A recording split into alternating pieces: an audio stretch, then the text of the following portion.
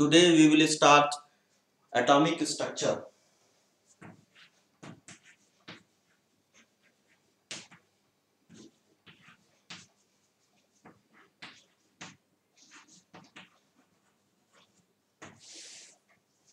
First of all, we are talking about different atomic models, in which first atomic model is J.J. Thomson.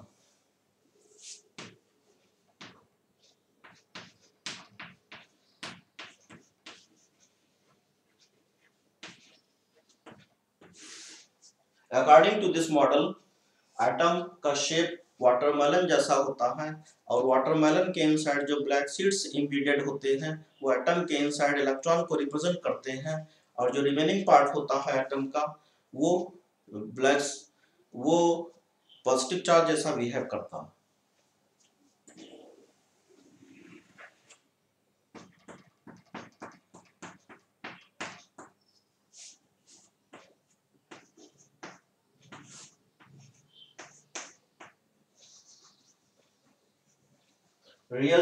Reality में this model is completely failed.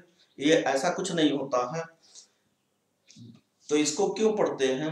This model shows neutrality of atom. Atom के neutral के बारे में study इससे किया जाता। Second model is Rutherford atomic model. Rutherford ने बताया था कि एटम के इनसाइड न्यूक्लियस होता है और न्यूक्लियस के चारों तरफ इलेक्ट्रॉन रिवॉल्व करते हैं। तो एटम के इनसाइड जो न्यूक्लियस होता है उसके अंदर न्यूट्रॉन प्रोटॉन होते हैं, ये इन्होंने बताया था। तो इसका एक्सपेरिमेंट क्या है, एक्सपेरिमेंट बताने जा रहे हैं आपको। तो इसमें इन्होंने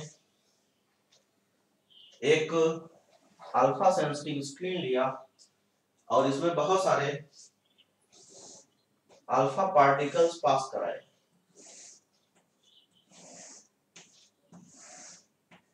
और बीच में गोल्ड फॉयल रख दिया।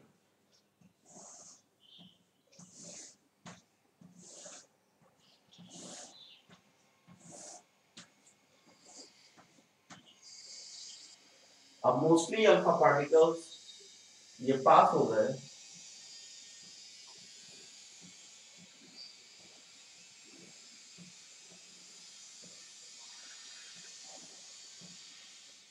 एक सिंगल अल्फा पार्टिकल एक गोल्ड फॉयल से ये वापस हो गया और कुछ अल्फा पार्टिकल कुछ एंगल पर डिविएट हो गए।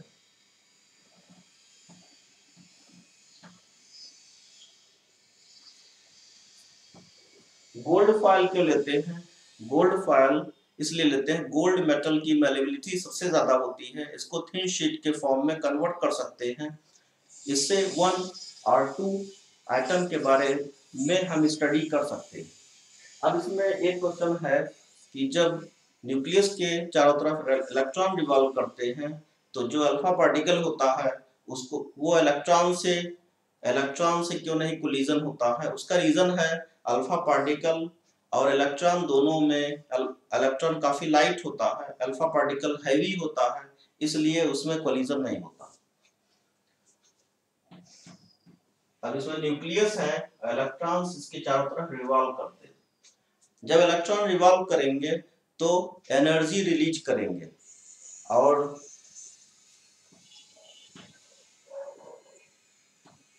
अकॉर्डिंग टू इलेक्ट्रोमैग्नेटिक थ्योरी जब कोई चार्ज पार्टिकल एक्सेलरेट करता है तो वो रेडिएशन इमिट करता है, जिससे ये एनर्जी इमिट करके और लास्ट में ये न्यूक्लियस के ऊपर गिर जाएगा। तो इस मॉडल का ये ड्रॉबैक्स है। ड्रॉबैक में फर्स्ट ड्रॉबैक ये है। सेकंड, ये इन्होंने कोई डिस्कशन नहीं दिया था एटम के स्पेक्ट्रा के बारे में।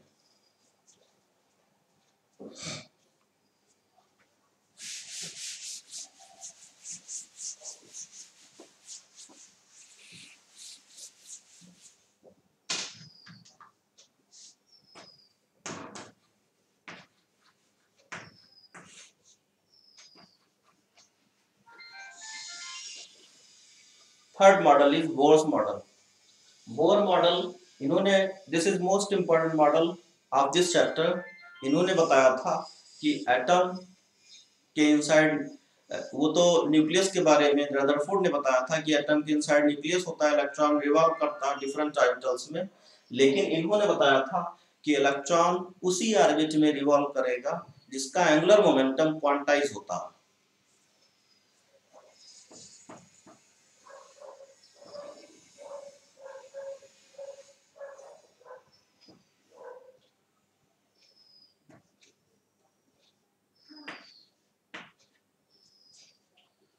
तो इसका angular momentum mvr equal to nh/2 electron उसी पर्टिकुलर ऑर्बिट में रिवॉल्व करेगा जिसका एंगुलर मोमेंटम h/2 मल्टीपल का होगा, where n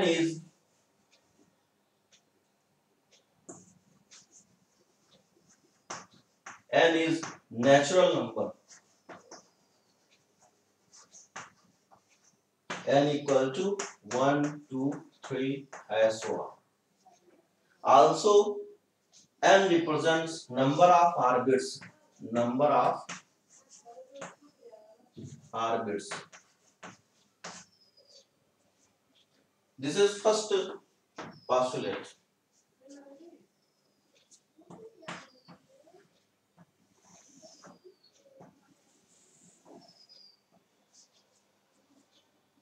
जब इलेक्ट्रॉन हायर एनर्जी स्टेट से लोअर एनर्जी स्टेट में जंप करता है तो रेडिएशन इमिट करता है, फोटॉन्स इमिट करेगा। और जब इलेक्ट्रॉन लोअर एनर्जी स्टेट से अपर एनर्जी स्टेट में जाता है तो वो एनर्जी को एक्सेप्ट करता है, N1 N2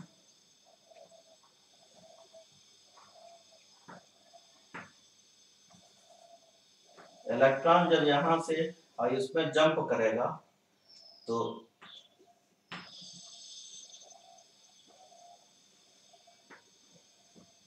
एनर्जी इमिट करता है, और जो एनर्जी गैप दो ऑर्बिटल्स के बीच में एनर्जी गैप होता है वो E2 minus E1 equal to h nu. इसको हम ऐसे भी ले सकते हैं E2 minus E1 equal to hc by lambda, जिसमें h Planck's constant, nu frequency, c speed of light, lambda wavelength. This is second postulate.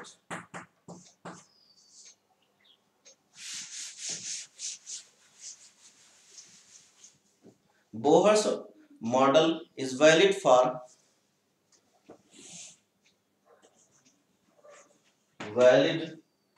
ये इंपॉर्टेंट नोट इसमें बता दे रहे हैं, valid for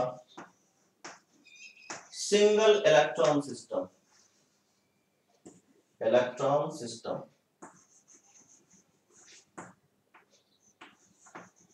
multiple electron system के लिए दूसरा हम लोग यूज करेंगे, लेकिन ये सिंगल इलेक्ट्रॉन सिस्टम के लिए है। एग्जांपल में H एटम या He plus ion, Li plus 2 ion, ये सब स्टडी हम कर सकते हैं इसमें।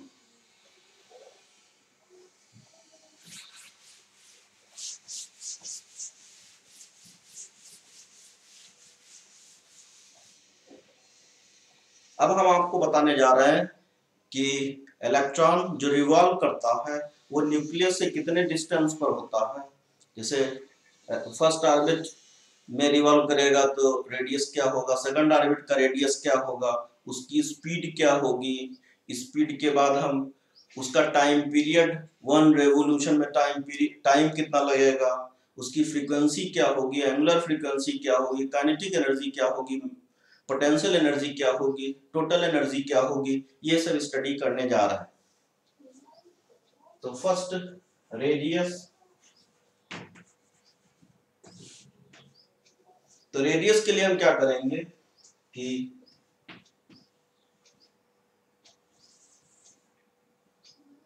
इलेक्ट्रॉन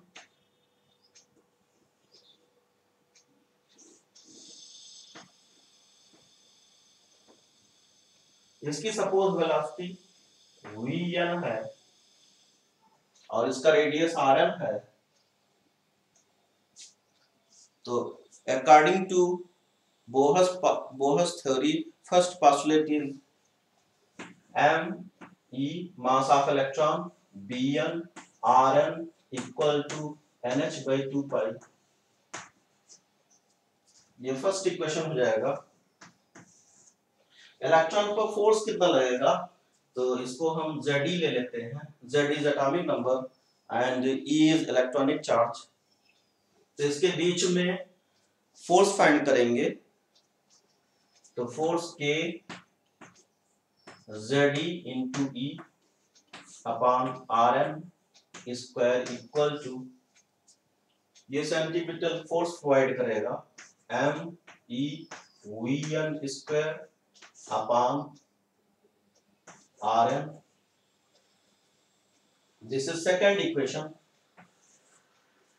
फर्स्ट इक्वेशन से वेलोसिटी की वैल्यू सेकंड में पुट कर देंगे।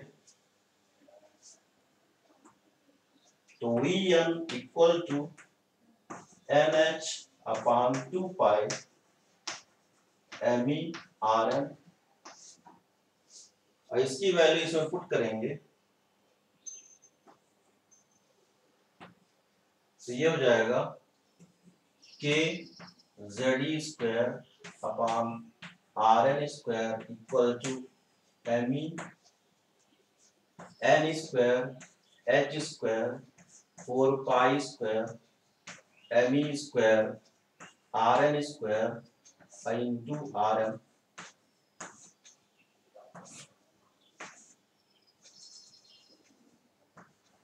इससे हम Rn की वैल्यू फाइंड करेंगे।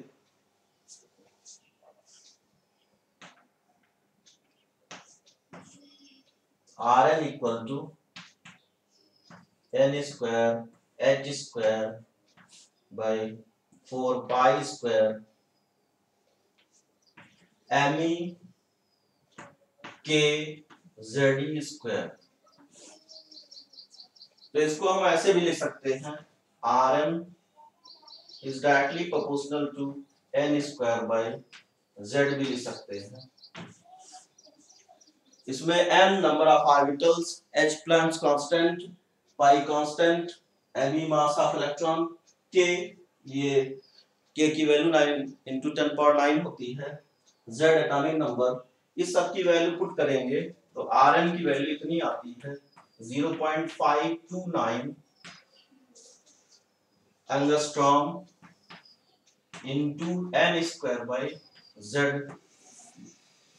This is most important relation। अब हाइड्रोजन एटम हम 1 ऑर्बिट के लिए क्या करेंगे, n की वैल्यू 1 पुट करेंगे तो ये R1 की वैल्यू निकल आएगी 529 एंगस्ट्रॉम, और ये हाइड्रोजन एटम के लिए ये इतना हो जाएगा फॉर H एटम।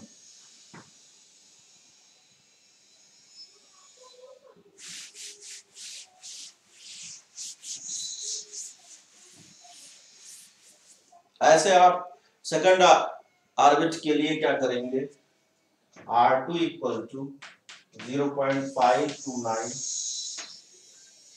एंगस्ट्रॉम और इनटू सेकंड ऑर्बिट के लिए 4 हो जाएगा। तो ये सेकंड ऑर्बिट के लिए रेडियस हो जाएगा। अब हम लोग वेलोसिटी फाइंड करेंगे। तो वेलोसिटी के लिए क्या करेंगे, me Vm Rn equal to nh upon 2 pi, Vn equal to n h upon 2 pi me Rn, और इसमें वैल्यू पुट करेंगे तो me की वैल्यू पुट करेंगे, Rn की वैल्यू पुट करेंगे तो Vn इक्वल टू यह जाएगा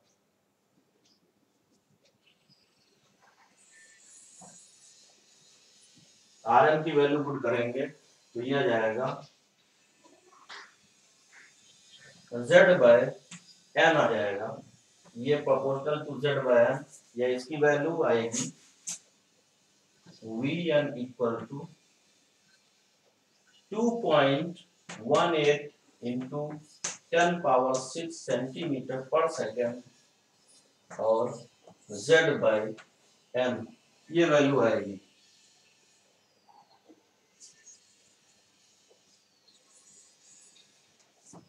इससे न्यूमेरिकल आते हैं। ये वेलोसिटी हम फाइंड कर लिए हैं। नेक्स्ट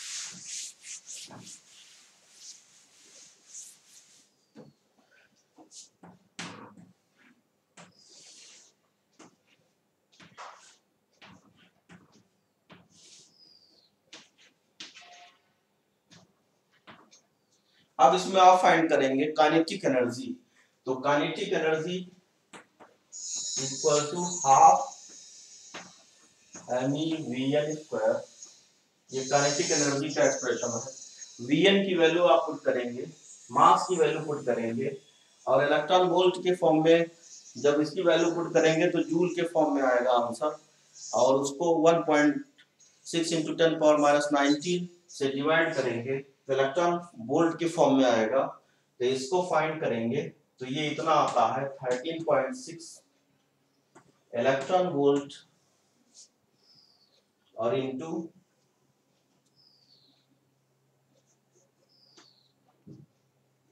Z²/n², ये वैल्यू आएगा kinetic energy.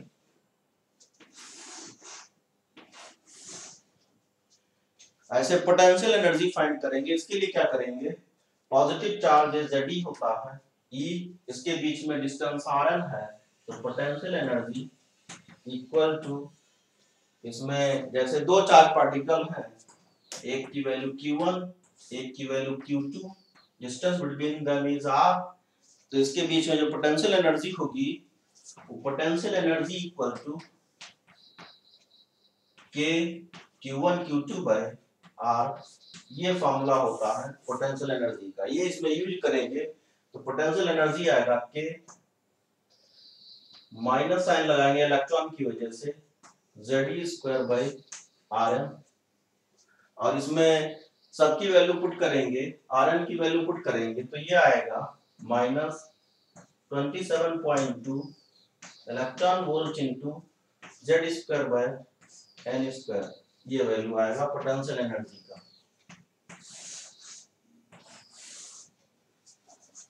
Total energy find करेंगे तो उसके लिए क्या करेंगे, दोनों को ऐड कर देंगे तो टोटल एनर्जी आ जाएगा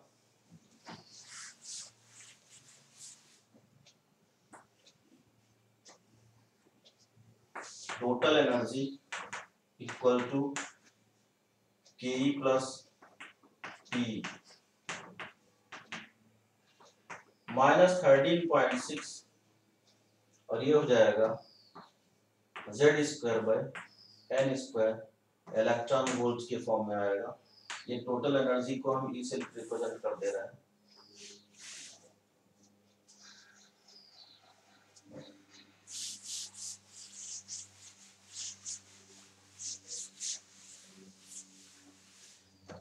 इससे आप अब टाइम पीरियड फाइंड कर सकते हैं। जैसे इलेक्ट्रॉन कंप्लीट 1 रिवॉल्यूशन में टाइम कितना लगेगा, तो time period T equal to 2πRn/Vn, और इसकी वैल्यू जब हम पुट करेंगे तो वो आएगा, Rn की वैल्यू पुट करेंगे और Vn की वैल्यू पुट करेंगे तो Rn की वैल्यू ये प्रोपोर्शनल के फॉर्म में लिखते हैं तो ये 2.529, या इसको हम डायरेक्ट लिख देते हैं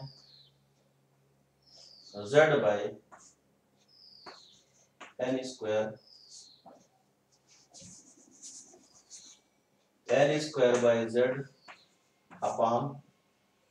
n/z/z, और ये हो जाएगा proportional to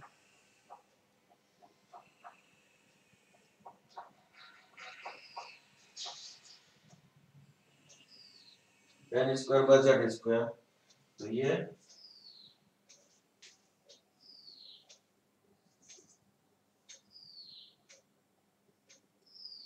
n²/z into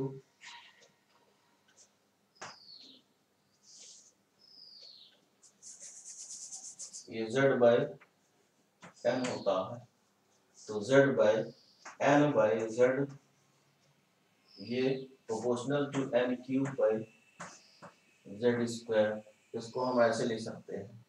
time period, इससे हम फ्रीक्वेंसी फाइंड करेंगे, तो frequency equal to 1 by time period, तो ये frequency is directly proportional to z square by n cube. फिर एंगुलर फ्रीक्वेंसी फाइंड करेंगे, तो angular frequency omega equal to 2 pi f, तो ये हो जाएगा angular frequency is directly proportional to z square by n cube, ऐसे find कर लेंगे। तो ये हम आपको, जैसे एंगुलर फ्रीक्वेंसी आपने फाइंड किया, जब करंट फाइंड कर सकते हैं। करंट कैसे फाइंड करेंगे? जब कोई चार्ज पार्टिकल सर्कुलर मोशन करेगा या कोई भी मोशन करता है तो करंट फ्लो करेगा, और करंट की value I equal to E by capital T, और T की वैल्यू, ये I is directly proportional to T की वैल्यू हमने बताया था आपको n cube by z square, तो ये हो जाएगा z square by n cube, ये करंट की वैल्यू आ जाएगी। अब करंट, जब कोई सर्कुलर ऑर्बिट में कोई चार्ज पार्टिकल ये करंट फ्लो होगा, तो इसके सेंटर पे मैग्नेटिक फील्ड प्रोड्यूस होगा, और मैग्नेटिक फील्ड की वैल्यू क्या होगी? B equal to mu naught I upon 2 Rn, ये। और करंट, तो magnetic field B is directly proportional to, ये Rn की वैल्यू पुट करेंगे और I की वैल्यू पुट करेंगे, तो z square upon n cube, और ये हो जाएगा Rn की वैल्यू ये n square by z square. तो ये करंट की, ये मैग्नेटिक फील्ड हम फाइंड कर सकते हैं। अब ये आज के लिए इतना सारा हमने बताया है। नेक्स्ट लेक्चर में आपको न्यूमेरिकल्स बताएंगे और स्पेक्ट्रा के बारे में बताएंगे।